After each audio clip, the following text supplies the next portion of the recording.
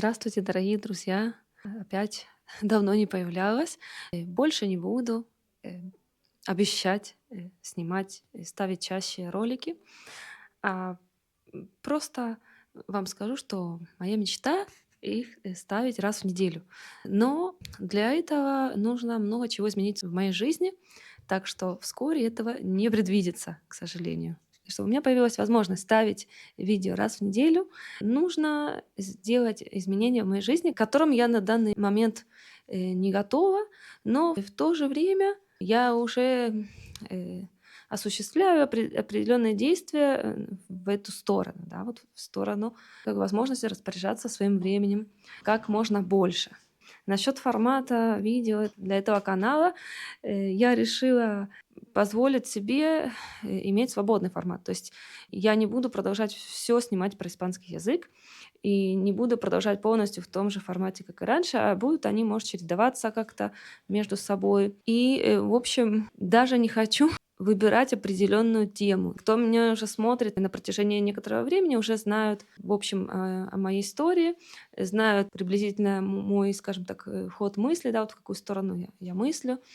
И думаю, этим людям будет достаточно для того, чтобы как бы продолжать смотреть этот канал. А для новых подписчиков просто могу им посоветовать начать, может, смотреть самые первые видео и тогда понять, нужен ли вам этот канал или нет.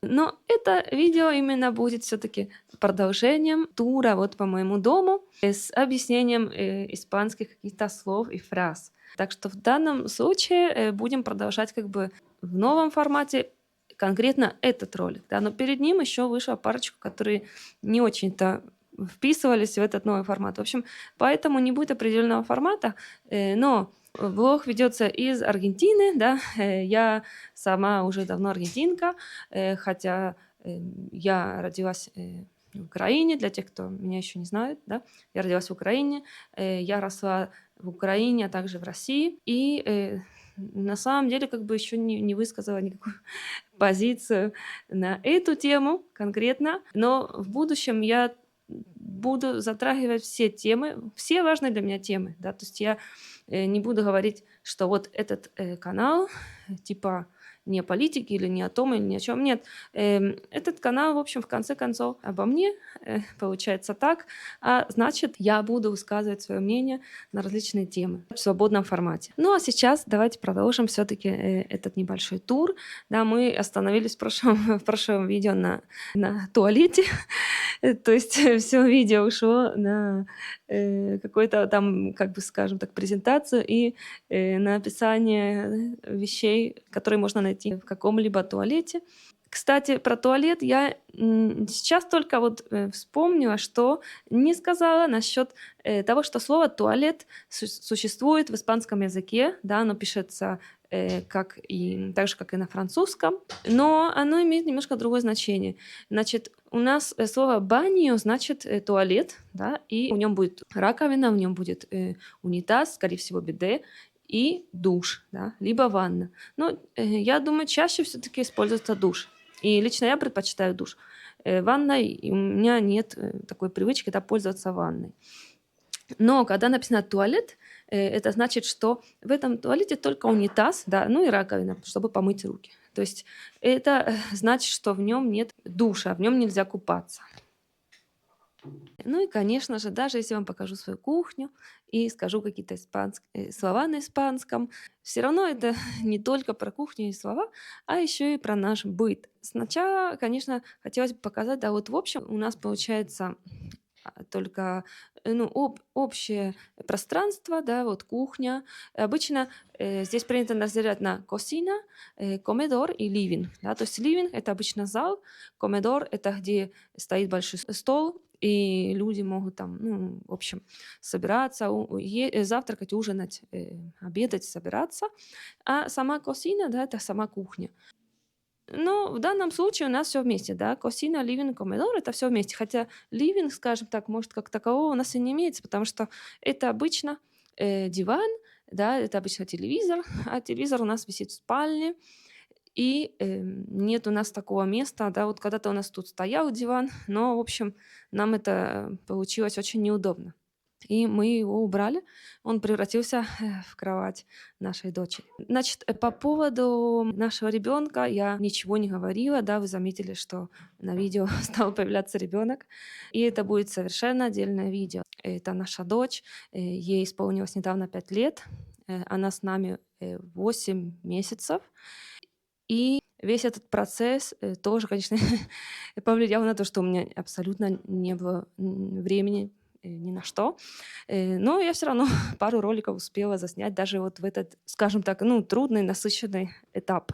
А теперь мы завершили весь юридический процесс, и теперь я могу вам спокойно сказать, что да, у нас есть дочь, и я об этом расскажу отдельно. Это тема, наверное, на несколько роликов. У нас, кстати, недавно были изменения, да, вот мой муж, он сделал вот этот вот, это называется барра. Часто это используется для завтрака, поэтому иногда ее называют барра desayunadora. Но мы стараемся, конечно, завтракать за столом, а сделали мы это пространство, вот, чтобы хранить различные вещи, да. Вот наша Лёкита. Лёки, салют, да? Потом, значит, я вам покажу немножко, что там стоит и как оно называется. Не показала вам нашу буржуйку. Я этого слова не знала по-русскому, но мне сказали, что называется буржуйка, да, вот наша печечка. Мы уже давно не топили, да, ну, наверное, неделю. То есть бывает приходится топить, но сейчас в августе топим мало, обычно топится мало, но был такой исключительный август, была чуть ли не целая неделя холода, такого вот приличного холода. Здесь мы это называем саламандра. И так как у нас нет натурального газа, то это самый лучший метод обогрева. Это на самом деле мой как бы офис, да. Место для офиса мы всегда называем эскриторио. То есть эскриторио это значит стол, письменный стол. В принципе, это слово редко используем, да. То есть помимо самого стола обычно мы говорим эскриторио как на кабинет, чей-то кабинет, да. Где человек работает. Значит, здесь я, получается, сижу вот на этом креслице, которое на самом деле называется репосейра. Да? Репосейра — это такие кресла, которые обычно раскладные, но в данном случае оно не раскладное, просто по позиции можно сказать, что это репосейра, да? То есть это чтобы отдыхать, сесть там, допустим, во дворе где-то, на террасе, на балконе и отдыхать. Либо, если они раскладные, то их берут с собой на природу, да, на речку и так далее. Табуретка вот это называется банко, и это дрова, ленья, в единственном числе. Да, то есть ленья — это значит дрова. Холодильник у нас называется эладейра. И когда морозилка отдельно, это называется фрисер. Вот. И не спрашивайте, по какой причине, но фрисер и конхеладор — это не одно и то же, хотя перевод получается тот же. Это микроондас, это у нас эскурридор. Эскурридор, да, эскуррир — это стекать. То есть эскурридор — это куда мы ставим тарелки, чтобы стекала с них вода. Окно, вентана и шторка, кортина. Почему у нас шторка? Потому что именно здесь, получается, мы близко от соседки, хотя она очень редко приезжает, она живет в Кордобе, но все-таки у нас такая привычка держать эти шторы закрытыми. Значит, бача, я уже вам показывала еще в прошлом видео. Все вот это называется месада, да, месада иноксидабли, да, то есть не из нержавейки. И вот это все, что в ящике внизу, называется бахо месада. Вот. А обычно, когда есть шкафчики вверху, но у нас их нет, их вешать некуда, они называются алясенас. И еще есть, значит, полочки, я вам уже говорила, эстантес. Любой аргентинец, который пьет мате в 5 часов, сейчас уже 6 часов вечера, это очень важная традиция. И что у нас вверху, это кампана, да, кампана экстрактора. Пава — это чайник, да, вот кастрюли ошас, да, то есть вы можете увидеть слово кассероля, но мы обычно его не используем, мы используем оша. И вот сартен — это сковородка. И есть такой интересный факт, что бывают такие слова в испанском, у которых непонятно какой род. Его можно использовать и в женском, и в мужском. Да? И сартен — это одно из этих слов. Да? То есть может быть эль сартен или ля сартен. Возможно, изначально был правильный один, а потом был внесен, да, вот по ошибке и другое использование в другом роде, да, вот, например, как асукар, да, эль асукар или ля асукар. Я так понимаю, что как бы изначально это было «эль асукар», но так как очень много людей стали говорить «ля асукар», то используется в обоих родах. Да. Это такое бывает очень редко, но есть такие слова. И здесь у нас стоит наша закваска. Хотелось бы отдельно записать видео на эту тему, хотя она как бы не совсем соответствует этому каналу, но все равно хотелось бы объяснить, рассказать, почему мы делаем хлеб из закваски, который здесь называется масса-мадре. Вот еще интересный факт, что печка называется косина, да, то есть кухня косина и печка косина. Каждая конфорка это орнаша, а сама духовка это орно. Орно еще значит печь. Значит, что у нас стоит на наших полках? Значит, различные крупы, да, это гранос, да, аринас. Аринас это муки. Потом, в общем, даже есть пустые бутылки, это все пузыри, такие бутылки, это называется фраскос, да, то есть в основном здесь фраскос. Но есть еще консервы латас. Есть вот наш бидон де агуа, да, мы покупаем воду. И есть еще вот эти, называются сифонес, да, де сода. Это газированная вода минеральная. То есть нам привозят раз в неделю, нам привозят как наполненные сифоны и бидоны один, а мы им отдаем пустые. Это есть такой сервис, ну, я бы сказала, наверное, во всех городах и селах. Пока ко мне пришло вдохновление, уже село солнце, вот уже, получается, полностью закат.